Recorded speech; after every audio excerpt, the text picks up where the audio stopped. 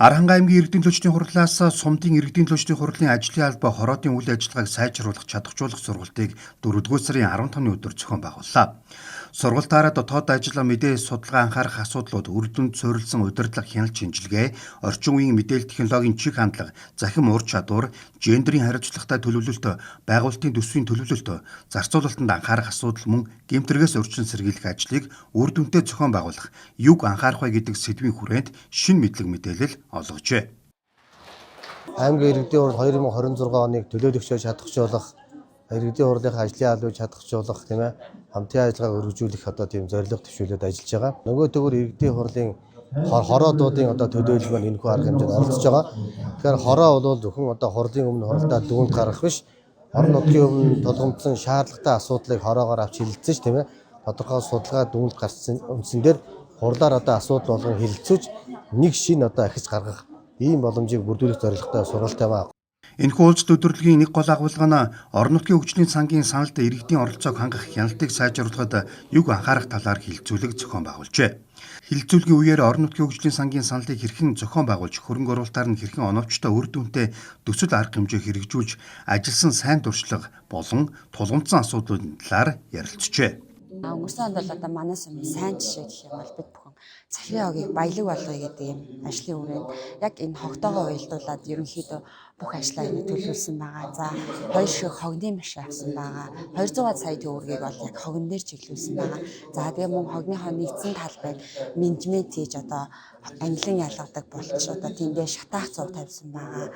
За мөн хогоо пресс 2 дахь түүхийдээ пресслдэг машин авсан байгаа. За тэгээд яг тэрнтэйгээ уялдуулаад бүх шатны цэцэрлэгийн хүүхдээс эхлээд ахмад нас хүртэлтэй төрийн байгууллагууд иргэд бүгдээр нь сургалт нөлөөллийн ажлыг мэргэжлийн байгууллагаар хийгээд за мөн тэгээд түүнтэйгээ уялдуулаад сургагч багш нар бэлдсэн. Манай сумын хувьд бол ерөнхийдөө томоохон бүтээн байгуулалт орон нутгийн хөгжлийн сангийнхаа хөрөнгийг зарцуул бол үр дүнтэй юм уу гэсэн тийм бодлогоор хэмтэлж байдаг. За 2017 онд гэтэл манай сум 3 жилийнхаа орон нутгийн хөгжлийн сангийн хөрөнгөөр цэвэр усны дараалтын цанхыг хувийн аж ахуйн хэрэгжтэй байгуулж яасан. Энэ нийт төрийн албан байгууллагууд аж ахуйн нэгж айл өрхүүдийн ая тухтай амьдрах нөхцөл боломж өртсөн ийм хөрөнгө оруулалт болж байсан. Аранхай аймгийн орон нутгийн хөгжлийн сангаас сумдад 2025 онд 8.9 орчим тэрбум төгрөгийг, 2026 онд 5.8 тэрбум төгрөгийг тус тус хуваарлжээ. Хилцүүлгийн төгсгөлд иргэдийн оролцоог маш сайн ангаж эрэмблэх нь чухал. Үүний үндсэн дээр оновчтой үр дүнтэй зарцуулалт гарна гэдгийг чухалчилжээ. Нийтлэгээр нь ингээд аваад үзвэл энд юунд анхаарах ёстой гэвэл иргэдийн энэ санал авах процессын асуудалд нэгдүгээр анхаарах хэрэгтэй байна. Иргэх холбоо үүсгэж мэдээлэл ил тод байдлыг хангахад нэлээд анхаарах хэрэгтэй байна гэсэн ийм асуудал байна.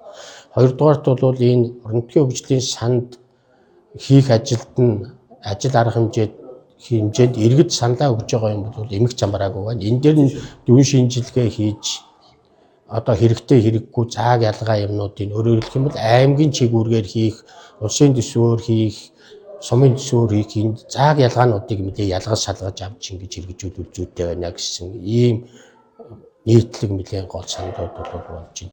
Аймгийн төрийн аудитын байгууллагын 2024 онд орон нутгийн хөгжлийн сангийн хөрөнгөөр хэрэгжүүлсэн 2.1 тэрбум төгрөгийн 86 төсөл арга хэмжээнд захиалагчийн хяналтыг хэрэгжүүлээгүйгээс тухайн төсөл арга хэмжээ чанаргүй болох, зорилттой түвшний үр дүнд хүрэхгүй байх, хөрөнгө үр ашиггүй зарцуулагдах эрсдэл үүсэж байгааг гаргаж ирсэн. Ийм учраас хяналтыг сайжруулах чиглэлээр ажиллах талаар зөвлөмж өгсөн байна.